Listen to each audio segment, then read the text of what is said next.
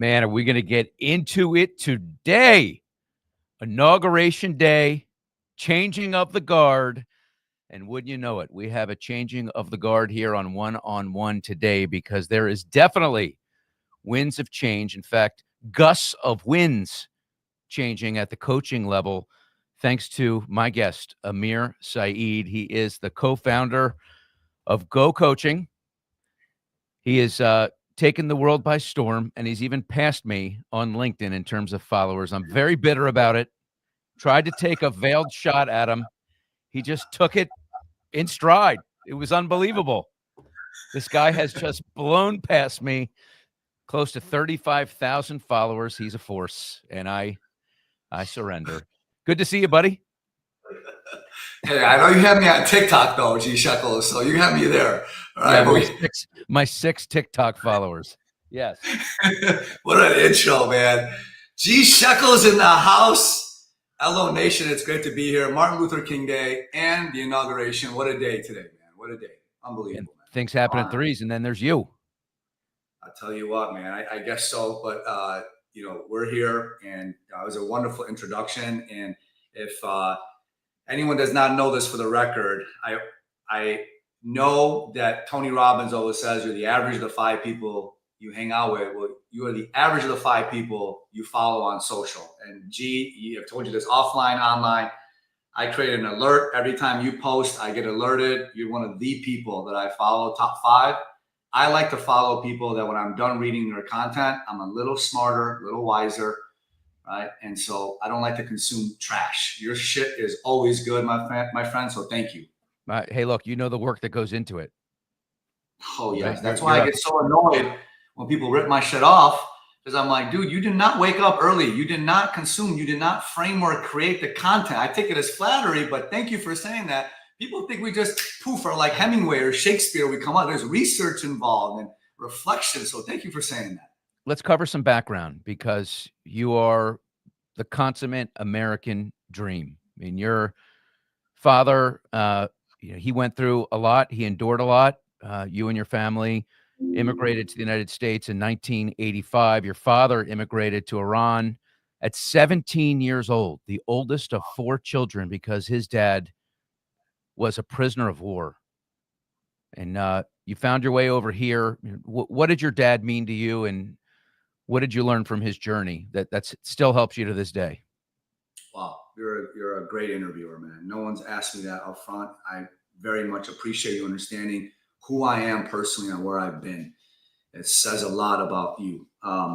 My grandfather on my father's side was a prisoner of war because India and Pakistan had a Indo-Paki war in the early 70s. A lot of people got killed. They were having a civil war. That's how Pakistan spawned off India. Iran in the 60s and 70s under the Shah, which a lot of people know that name, was a top economic powerhouse.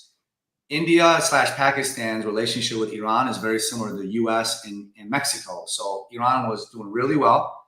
So when my father's 3 younger siblings, and mother couldn't provide because his father was a prisoner of war. He was a general in the army for 4 years in the prisoner of war. My father went to Iran at 17, was a typist, right? Barely spoke English, and he had 1 set of clothes. And he met my mom. My mom was very affluent. Her father, Greg, you'll like this. The town I'm from in Iran, if you ever Google it, it is the most renowned city in the Middle East for thoroughbreds and horse breeding. So that town I'm from, all these Brits and Irishmen would come there to breed thoroughbreds, and they loved my grandfather on my mom's side. He had acres of land. They would drink and gamble all night. So my dad is super poor. My mom is affluent, right? And they meet, love at first sight, I guess, fall in love. And then in 1980, the Ayatollah Khomeini, there was a revolution happened. And so I'm sure you've seen the news, there was the Iranian hostage crisis for some of you history buffs. Iraq invaded Iran, and there was an 8-year war between those 2 countries. So you have this changing in the guards in Iran. You got my dad sending money back, falling in love with my mom, supporting. You got the Shah of Iran falling. Then you got war. So you got all, my uncles in Iran going to war with Iraq. 1 million people died in that 8-year war between Iran and Iraq. So my dad's just fleeing this stuff. And he says, you know what?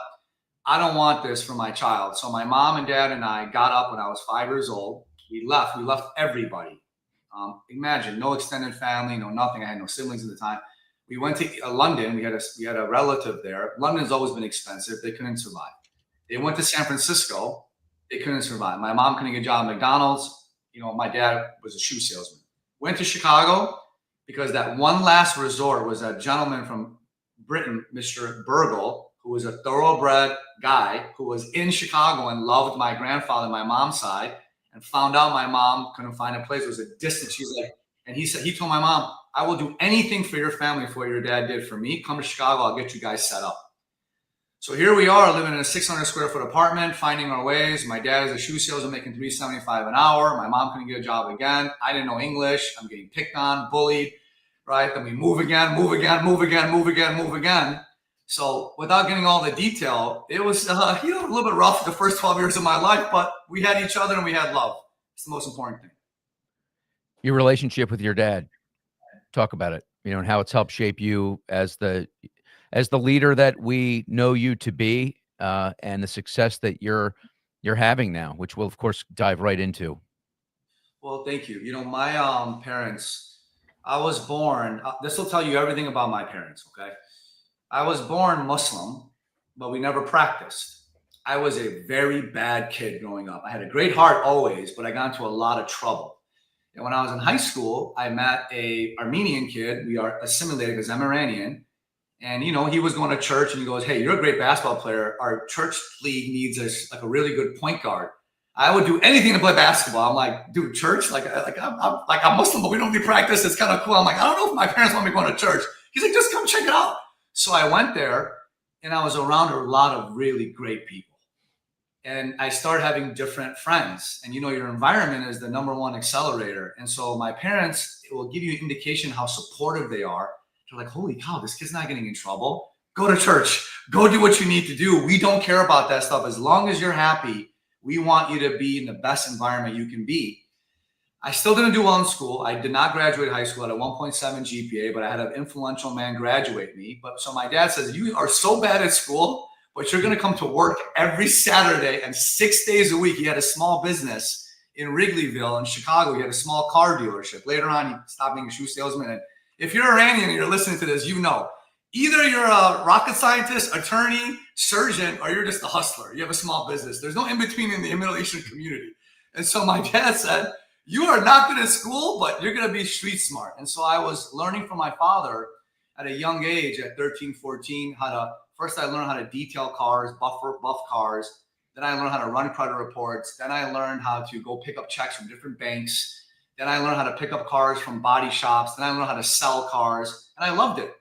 I learned how to interact with different cultures in Chicago, how to negotiate with Cuban people, Hispanic people, Brazilian people. I learned how to say, hi, how are you, in almost 25 different languages because my dad was a master rapport builder. I learned the business of street. And every night, my dad and I would go home. For a long period of time, he sold lower end cars to a lot of the lower middle class people, G shekels, and they would make payments in-house. So my dad said, you know what? You're going to learn the language of money. You're going to be comfortable around money. So when we drive home, I'm going to give you the payments we collected. You're going to count them on your lap 2 or 3 times and make sure you counted the money the right way. So I learned at a young age to be confident around adults and business and money. And that is the greatest testament to my father because he gave me tons of confidence and wings. Oh, that's amazing. And you have spread those wings, and you're soaring. I know you've got so much more to go on your journey, but I want to talk about your transition from $100+ million originator to business owner and the incredible courage it took to step out into what is becoming widely known in coaching circles as GrowthCon, which is coming up in May, and Go Coaching. That transition, what was it like, and how did you summons the courage? Well, I have some very specific thoughts I hope will impact many of you here on this interview today. So in life, we have a job, then it becomes a career. and then it becomes a calling. And how do we know it's a calling? It keeps calling you. And so in my career, I always systematized things. I was always being coached, and I would always get obsessed with my production business. So Saturdays, Greg, I would invest 3 hours working on the business and then 3 hours in the business. I would do deep work and shallow work, as it's called.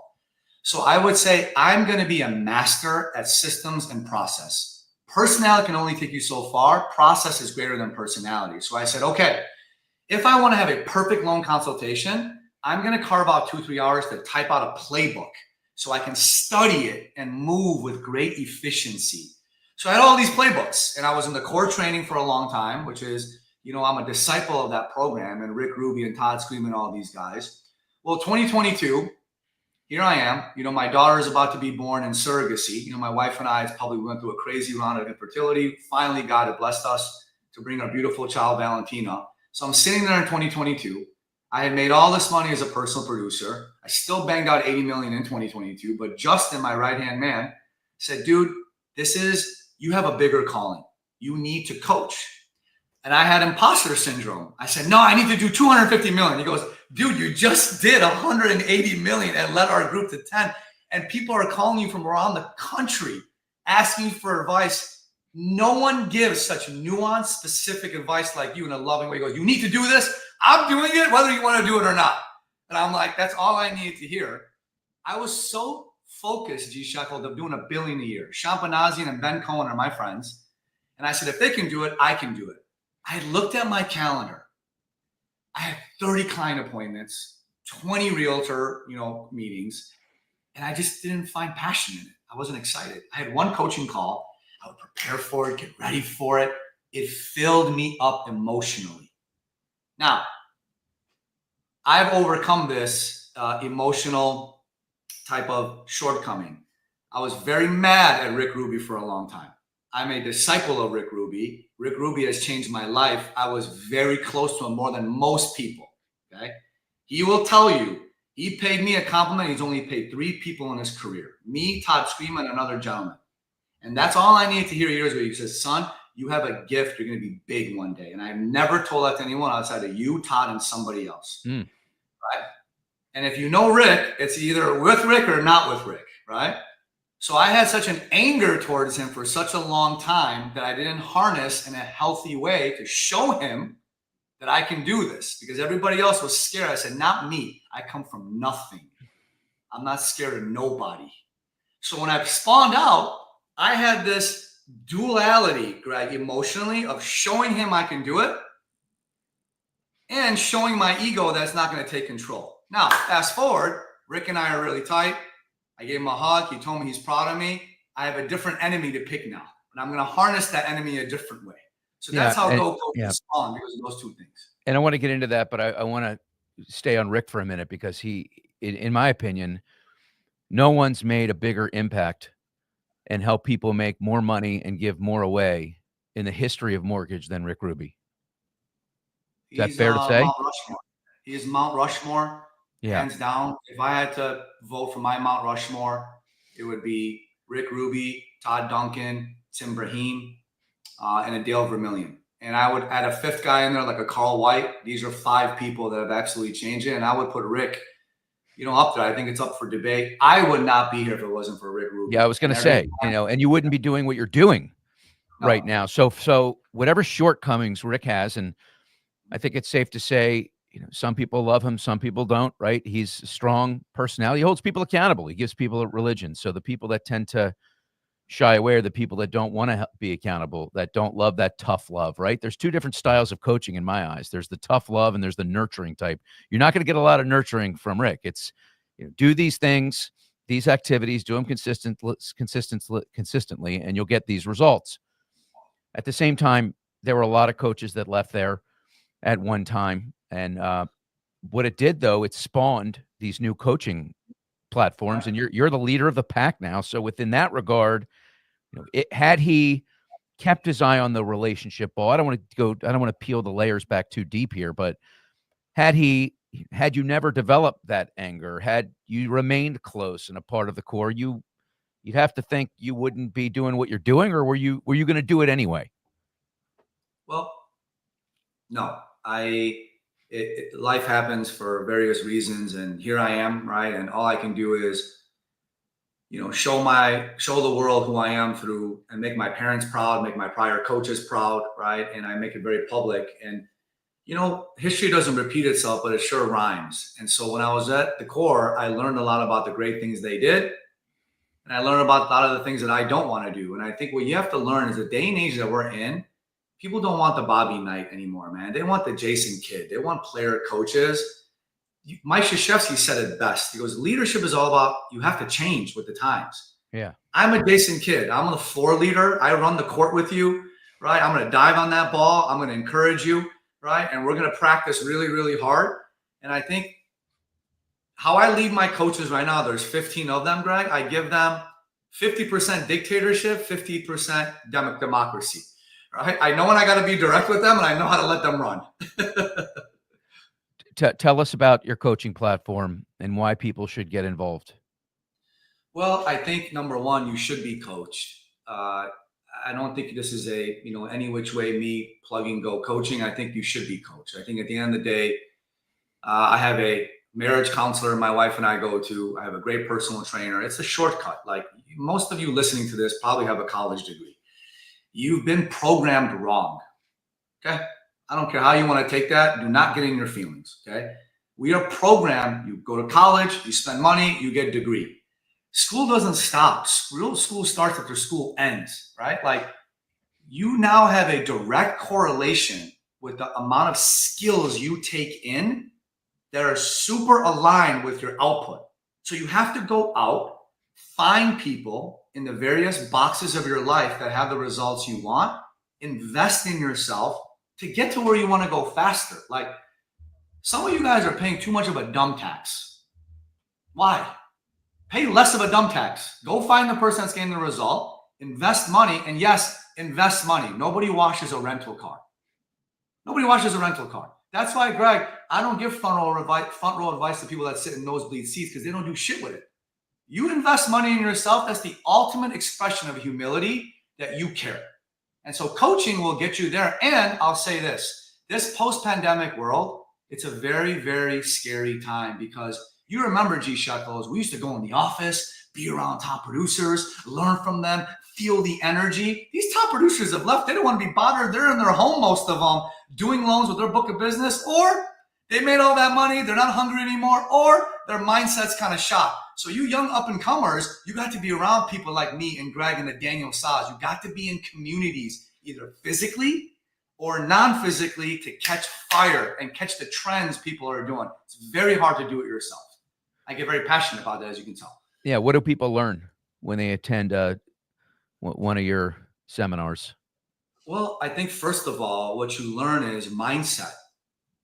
When you're around low producers and mid producers, you got to be careful being around those people because their mentality is like termites in your house, right? So when you're around a community of people like Go Coaching, everybody is upward mobility. It's optimistic. It's, I'm coming in, I'm going to dominate the day. When you're running with people like that, it's first of all, it's electric. Tactically, we have people that are like, a majority of our community is just crushing it, dude. Like they're getting the results, and I create an environment where nothing is in what you call like silos. I encourage, as a leader, we share. So everyone's sharing things in our virtual community, right? Like I got Daniel Saw coming on Thursday. He's our masterclass guest, and he's no holds bar. He's going to share with everybody how he's doing certain things. Yeah, Daniel Saw he's a, just so people know, because not everyone knows Daniel. He's a divisional president here at my company, NFM. Yeah. Came here doing maybe $160 million 5-6 years ago, and he now in 2024 closed 3,000 units for $800 million. He is the number one. Yeah, he's incredible. Manager in the entire country. He's at NFM Lending. I will sing his praises all day long. He is the most underrated producing manager in the country. He's incredible. Yeah, he is really great. So when you have these events, I really want to dig in, peel back a couple of layers. Where you went high level, right? You're going to be around people that are doing more, and you're going to feel the energy and the vibe. But I know you're so thoughtful about everything that you do. So I would imagine, although I've not attended one yet, we're still trying to get me to one. I'm coming soon. That you put a lot of time and energy and effort into really hitting specifics. And it's probably very detailed. How does one of your events differ from the run of the mill events? Okay. Well, there are really, in my opinion, and no shade to anybody out there, I think there are three events in the industry right now that I'm a really big supporter of. I think Neil Dingra's Forward Academy is wonderful as far as entrepreneurship. I think loan officers sometimes need to put themselves outside of just loan officer. You got to be around entrepreneurs that help you think about things differently. So I love what he does. I think the core training summits are incredible. They're very tactical as well.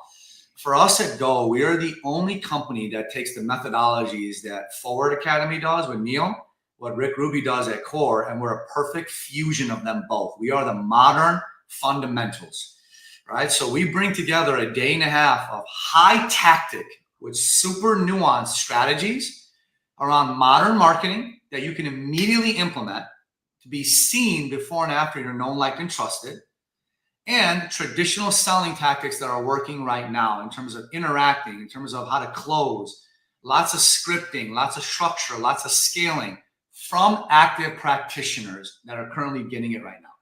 Okay. How important is social media today? Can you continue to do your thing if you're an LO and hang on to that badge of whatever they think it is to say, hey, I don't do that. I just continue to break bread. Well, I think I will take a loan officer 8 out of 7 days of the week that's exceptional when it comes to traditional selling with zero social media skills over someone that's got 100,000 followers, really good at social media, that doesn't understand the traditional piece. Understood. So Right? it can mask deficiencies sometimes. I think at the end of the day, some people have the sequencing or the prioritization of social media completely off. Social media, aka business media, is a accelerator and it's an arbitrage and it's a gas just type of infusion, nitrous infusion to your already established selling skills. Great marketing is not a cop out for selling. So if you can continuously invest in traditional selling, great modern marketing will just explode your results.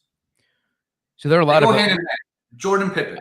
I get it. There's a lot of Amirisms out there, and you've got it seems like it never ends. And where do you come up with, like impact is greater than income? That's one of Mhm. them. Like are these things you think about? Are they things you hear? Are they things you read and you jot down? How do you organize all of the impactful one-liners, which really land profoundly for so many? Thank you. I am a great student of life. I take every day to reflect on my day. So we talked offline before we got on here. My system in the morning. I do a lot during the day, and I'm a constant rookie white belt. I am always observing. In the mornings, I read. I'm a studious. So throughout the day, when I'm reflecting, things come to me, right? And I just look at things differently. I put myself to look at things differently and understand it. I don't just flow with it. I stop, I observe, I process. What can this teach me? And I take time in the morning to write down my thoughts, right? And so these isms, they come from books I read and me naturally processing my experiences and being obsessed. That's I guess that's no one ever asked me that. I think it's just my observation and reflection time. So And what does impact is greater than income mean?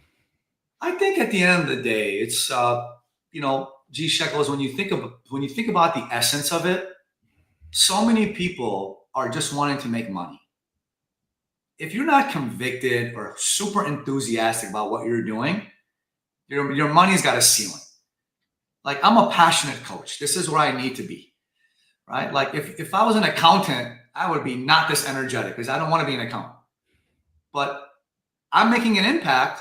And when I was even a loan officer full time, I was obsessed with understanding how people can pay off their mortgage, not be taken advantage of, right? Really, really do the right thing for them because I understood I really enjoy this. So the more I made an impact on people, the more money I made. People just want to make an income these days and they don't make the impact. It doesn't work that way. You want to make more money, you got to make more impact.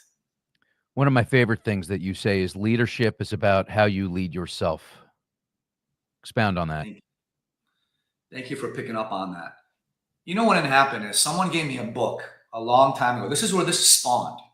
Someone gave me a book and they said, Amir, you should read this book. And I looked at the book and I looked at him.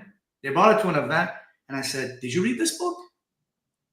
They're like, and I just need a pause. You tell me a 2-second. If you repeat back my question to me or you pause or I know you didn't read. I go, did you read the book? He said, no. I said, so why are you giving me this book? I said, you read the book, then I read the book. You know what I found that moment?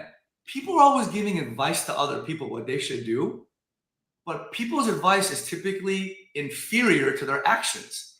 So I said, if you want me to follow you, leadership is you influencing me to do what I should be doing. You fucking do it first and show me through your actions. That's leadership. So I said, I'm not going to tell anybody to do anything else unless I tell myself to do it. I'm going to do it. I lead myself first, then I lead other people. And that's attractive to leadership. That's where it came from.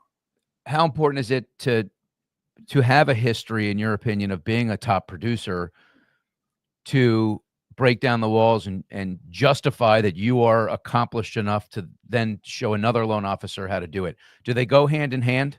Because like other coaches that are out there, I don't know if some of them have never even done a loan. Does that matter? I do think it does matter. And again, I'm just one opinion. I'm happy to debate it with anybody constructively. There's so much nuance, Greg, to this business, and I'm a nuance king. I pay attention to details. I listen to whispers because they're really screams. I pay attention to little things in the process of a borrower or a realtor. It is impossible to be able to teach that or coach that if you're not in the game in some capacity or have done the game recently at a very high level. Now, I'll tell you this, there are levels. If you're a $5-10 million LO, there's basic fundamentals that any coach can help you that are transferable to any industry. Yeah, got it. Well, why don't we stop there? Because I was going to ask you. Let's segue into what are a few things, low hanging fruit, fundamentals that you would tell a $5-10 million loan officer. Hey, assuming that they've got the drive to do it, you need to start doing these 3 things. You're not a loan officer, number one. Let me correct your confusion. You're a people officer. You log in every single morning. The first thing you do, I know, not you, but these LOs, you come in and you fire up your LOS and you fire up your email and you fire up Barry Habib at MBS Highway, right? Well, guess what? All those loans in your pipeline or lack thereof are derivative with the people that see you, know you, like you, trust you. So my number one advice is you're a people officer. You need to go out and you need to get as many people in your people pipeline first. More people, more pipeline loans. Okay. That's number one.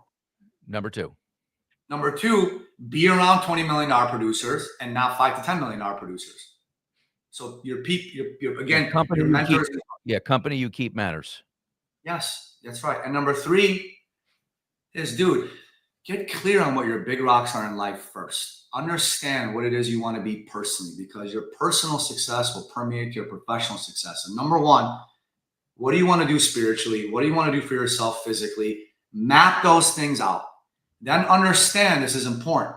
What are your RGATs? Revenue generating activity times.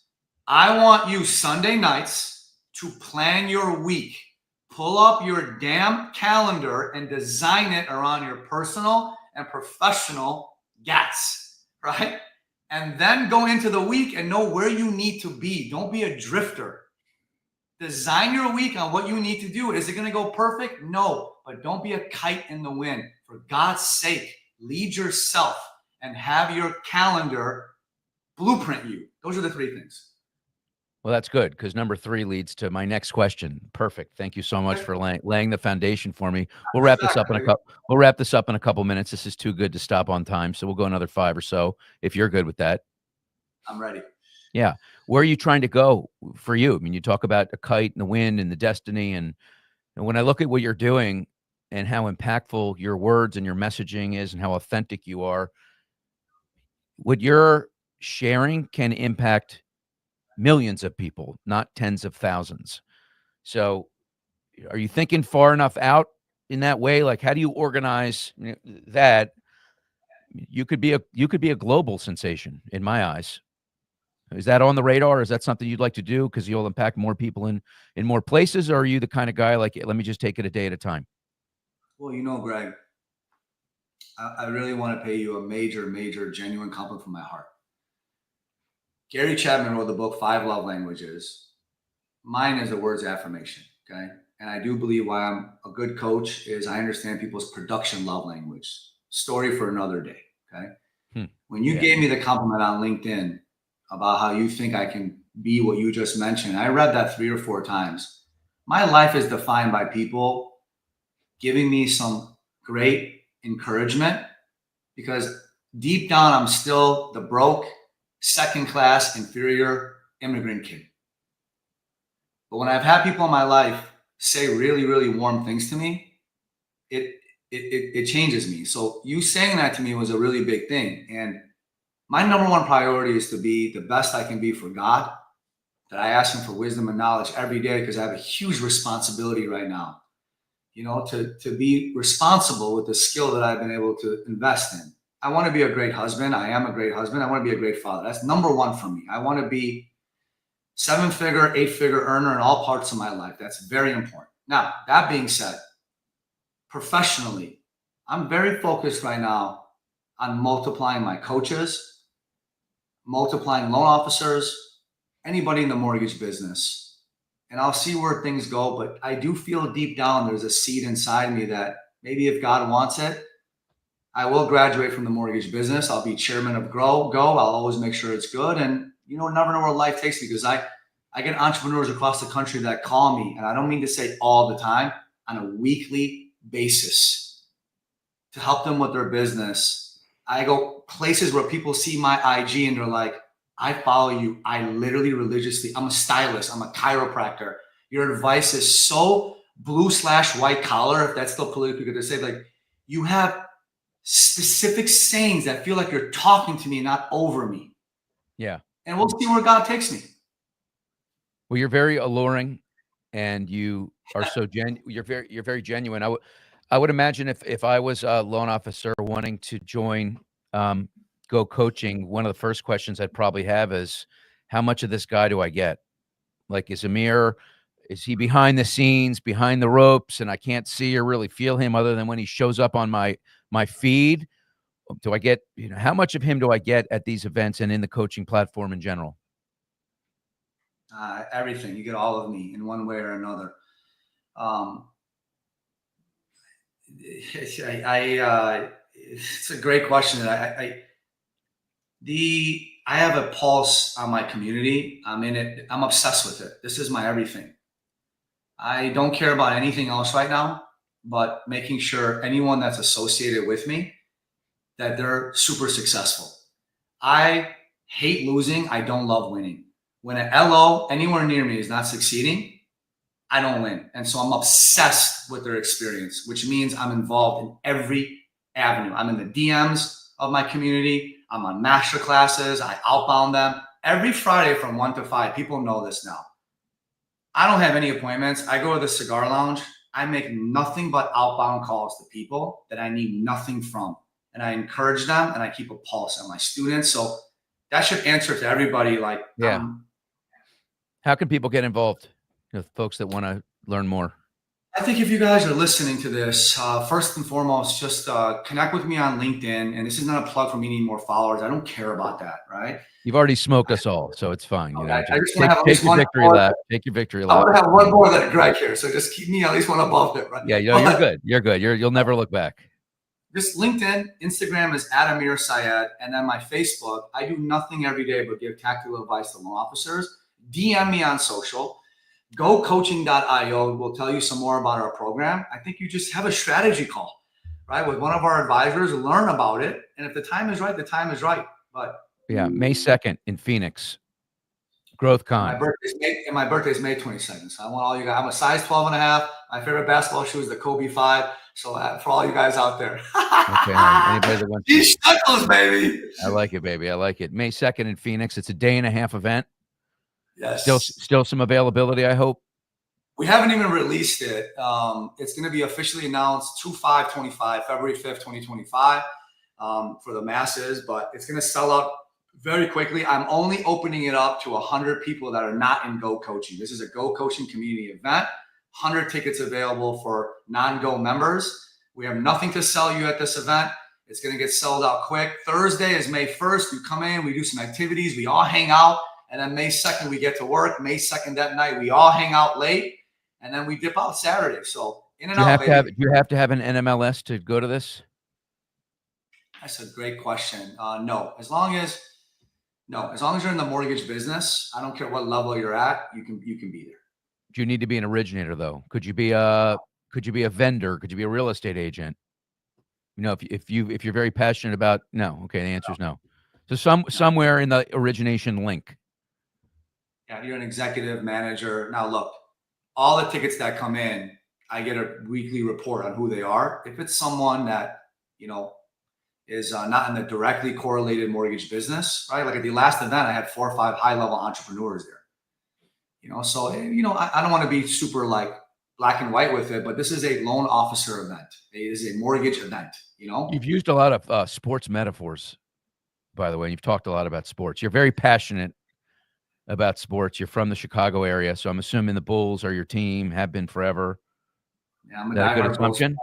Huh? I'm a diehard Bulls fan. I was, you know, I'm 43, so the Bulls were winning right at my prime age. I was very fortunate to have experienced that. But Greg, one of the ways to answer your question earlier, how do I come up with isms? I'm always finding parallels and things. With sports is easy, right? Everywhere I go, like the other day, I was coaching the LOs, Greg, about upselling.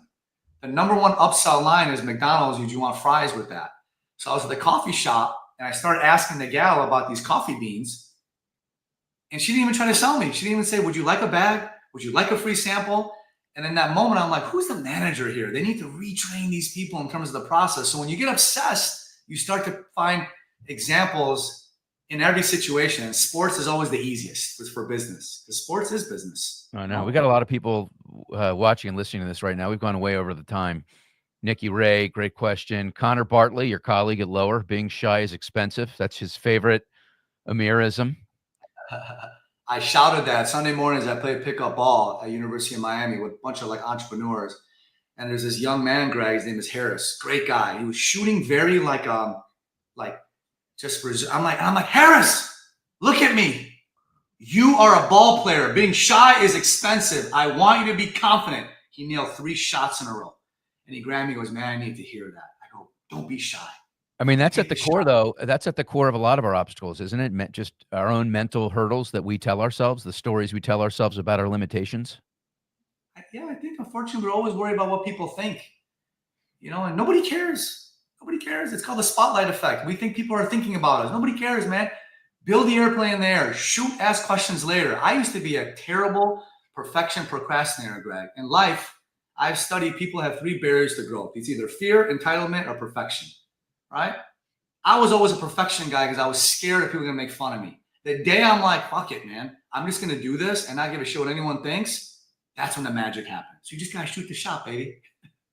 And then you'll break out. You got to believe in yourself, right? But you also, to your point, you've got to be around other people that believe in you too. Because if you're already on the fence and you got people sucking, you know, your hope out of you, it's a dead end. Yeah. I mean, look, Greg, why does NFM do so well? Okay. You got winners there. Winners win around winners. It's just it's a culture of winning. Be at your fastest way to succeed is your environment, physical environment, right? That's like you're an alcoholic and you don't want alcohol in your house, right? If you want, you gotta put things that inspire you, pictures of your family, even your physical environment, your people environment, dude, it's super important, man. Like, I would not be here. I'm not supposed to be here. I would not be here if it wasn't for people like Rick and Todd and these people saying, hey, man, do it like this. And I'm like, well, he's doing it. I can do it. And then when you do it, you're like, shit, man, it works. And then you get more confident. The courage, real quick, G, I promise you, I know I'm a. No, we're good. We could talk for hours. I'm good, man. I blocked out a whole hour for this. We want to keep going with it, but in order to get through that thing that people call the growth zone, right? You got to go through that like courage zone. Courage and fear are staring at each other, right, G Shekels? But you know how you can bust through the fear and get more courage? It's people believing in you. That's how you can beat fear a lot faster. That's a strong current for sure. Yes, that's a great way of saying it, dude. Dude, the world is hard as it is, man. It is tough as it is. Our business is hard as it is. I put a post the other day on Facebook. This shit went viral. I was like, damn, this really resonated with people. I'm like, if people knew how hard it was to be a loan officer, 90% would not get licensed. Yeah, it is I read hard. That. So you got to, why make it hard for yourself? Run with the people that are already on fire, man. I noticed something that's consistent throughout a lot of what you say. A lot of gratitude in the words you utter. It's really refreshing, as you hear things. You thanked me a couple times for saying a few things, for taking the time to research you before the interview, went out of your way to thank Rick Ruby for the things he did for you. It's hard. It's hard when you're in the thick of things and you're living the struggle to remember to be grateful. How is that so ingrained in your DNA? And what would you say to others who aren't paying close enough attention? Sorry, I didn't mean to cut you off, Greg. It's a great observation. I think some of it for me personally is I don't come from much. So struggle gives success value. I've been through so much struggle that when I have a little bit of success, I'm like, wow, this is incredible, right? So, and it's also a muscle. You have to practice it, right? Like, and I'm not perfect. Greg, I hope you and your audience will laugh in a fun way with me. I drive a nice car and I'm in Coral Gables. I hated Chicago winters. I complain about it, right? And now here I am in Coral Gables. It's like 80 degrees out. I got the sunroof open. I have a cappuccino in my hand. The damn thing breaks because the girl did not put the lid all the way in. It falls all on my lap, all on my nice like Mercedes truck. And I'm complaining about this thing. I'm like, hold up a second. I had to correct myself. I'm like, dude, chill out. So I have worked very hard systematically to take account and inventory of things in my life, right? And it wasn't always like that, but I think it's my upbringing, it's my hardship, and it's just reframing things and being intentional about them. You got a lot of grit. You got a lot of grit, man. It's tough. That is something you just can't find in a textbook. I was so ashamed in my life to live in a small home and kids were going on these nice vacations. I was so ashamed of it. But now I look back, I'm like, I'm so proud of it. I was so ashamed to be a school dropout and to be a telemarketer when my friends were going to Georgetown. I was so ashamed of it. But God has always we have our blessings and everything. And now I'm so proud of it because the most important skill in life is selling. Like I learned how to sell. I was so ashamed, right, of having a mortgage brokerage when I was 25 and it failed. But thank God it failed. I found so many lessons in that because now when I have success, nothing was handed to me. I value it, dude. American Street Mortgage, 2006 to 2011. Yeah, I launched that when I was 24. I wrote it all the way to 2011, 2012, and I realized I'm not a mortgage company owner. I don't have that. I don't want that skill set. I don't have that DNA. Yeah. I don't want everything else that comes with. Like I know who I am. Once you know who you are, everything becomes easier. So what annoys you? What are the demons that you got to fight off, or these moments where you stop yourself, like the cappuccino moment? Well, it'd be funny as shit if you were like, you know what, Greg, you annoy me, and then you just dropped off the call. No. When you said that, that'd be hilarious. You're a great, and it's the best interview I've had. You're an excellent question to ask. My God, you have a gift. When you say what annoys me, it's a long list. Okay, I don't think we have enough time, but what I would say the first thing that comes to my mind, I get very annoyed with people. I call them ask holes. They ask for advice, but they don't do shit with it. That annoys me, bro. I can't even tell you how many people I've given advice to, and and it doesn't work. They don't do what I tell them to do. They do the other thing, and then they come back to me. They want to bring the same problem to me again. I'm like, I already told you. Like, why are you wasting my time? Why are you even asking me for it? Doesn't mean you have to implement it every time, but hear me out. Maybe implement one or two things. So ask holes. I like that. Yeah, dude. And I think, listen, I'm not a savage like robot, right? Like some people, what I've learned in this seat now, Greg, I'm a combination of 5 things. I'm a therapist, teacher, consultant, coach, and mentor. Those are 5 very different things. People confuse them. They want to go get a coach, but but they go get a therapist. Those are 5 very different things. So in most cases, 80%, I am a coach. Coaching is tactic and accountability. So I make it very clear with people. You want my time? Who are you? Is this a mentoring call where I'm going to give you some sage life advice for you to think about things? But most of the time, I'm in a coach's role. You come to me. What's the problem? I got it. I asked a bunch of questions. Here's exactly the diagnosis. Here's what you're going to do. Are you clear? I got it. 2 weeks later, did you do it? Here comes the violin with all the excuses. I said, why are you wasting my time, dude? That's why, Greg, I don't coach anymore. Very few people in my life, if they want to be in a coaching capacity, unless you invest money, nobody washes a rental car. You ain't going to do it. Because I don't have time to give you free advice if you're not going to do it. Why are you wasting time? So that annoys me. Yeah. So tolerance for people. Well, the other thing is some people, they want to believe, they want to sign up. They want to say, hey, I'm going to take what you, but then there are these barriers, these stories that they've told themselves. So it's interesting when you look at what are some of the attributes that you look for. Let me reframe this question to know that on the other side of the table is someone that you're very confident is going to execute and is not wasting your time. What are those things that you look for? Is it the past? Is it the way they talk to you? Is it eye contact? Is it their W-2 from last year? What is it? Where okay, there's a pretty good shot. This person, I'm going to be able to mold and get them to that next level. I think there's an art and science, and that's why Go Coaching is not a low ticket coaching program, because just the economic entry that I've set already self-selects people out.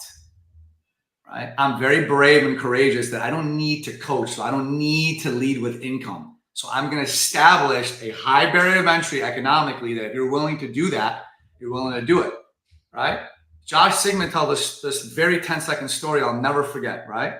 He said there's a story of 2 guys at the urinal at a basketball game, and he pulls out his phone, one guy, and a $20 bill falls in the urinal.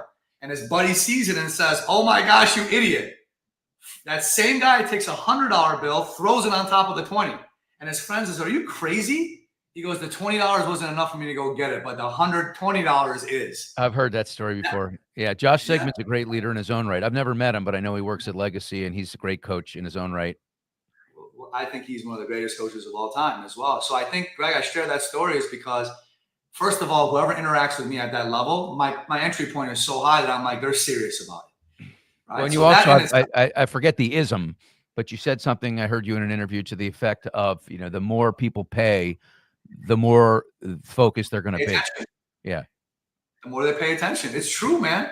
It is absolutely true. I'm peeping you. I'm like a total, I'm a total groupie, bro. I'm a total follower. Thank you, G. Checklist. And I think the other thing too is I will know very quickly. I actually tweeted this. I don't know what I put it on thread and did pretty well because there's another thing I observed and I just messaged it. In life, pay attention, guys. Like you will always know how the outcome of something from the beginning of it. And anything. If I want to buy an apartment building and the negotiations are pain in the ass the first couple of weeks, I back out because that's a foreshadow what's going to be. If I hire an employee and they're a pain the first 30 days, it's only going to get worse. So you date a girl and it's a little rocky the first few months, it's going to get rockier later on. I get a student, and if they're already complaining the first 30 days, I'm like, their true colors are going to come later on. So some of it is the interview process. Yeah, read the tea leaves. I've made that mistake so many damn times. You want to nurture, you want to turn people around, you want to make them something they're not. But if it looks like, a duck and sounds like a duck, it's a duck. That I want to know what you say to your students, because I know, and I've never told you this before, but I know a few people that have left NFM because you've advised them to leave NFM.